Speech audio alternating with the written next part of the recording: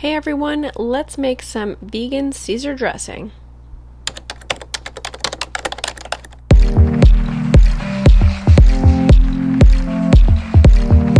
The first step will be to pour boiling water over 1 cup of cashews and half a cup of hemp seeds. As opposed to just using cashews in this recipe, hemp seeds adds another nutritional boost with those omega-3s and those delicious nutrients. Cover with some foil or a plate for at least 20 minutes. Now we're going to take 1 large garlic bulb. You can alternatively use 2 if you want a lot of garlic in your Caesar dressing. Chop off the top, take all of the remainder of the disposable stuff and put it into a freezer bag for veggie broth a different day.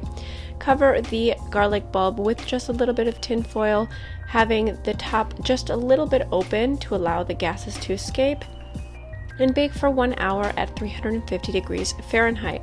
Make sure it doesn't get super black and burnt. It should look something like this. Now in a high-speed blender, we're going to take those soaked cashews and hemp seeds and dump it all in, including the water. No need to drain here unless you prefer.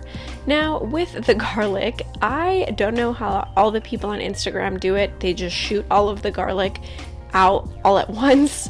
I struggled here a little bit, but put it all in there in addition to 1 to 2 raw garlic cloves, which is totally optional for an extra garlic kick. Add the juice of 1 lemon, making sure not to add any seeds, and also some capers and caper juice, about a half cup worth, and 3 tablespoons of nutritional yeast. Blend everything together until it's super nice and smooth.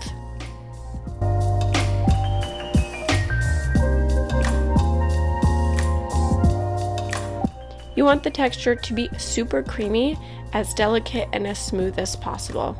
Now take that dressing and put it into a mason jar and store in the refrigerator for up to 1 week, and also freeze for up to a month.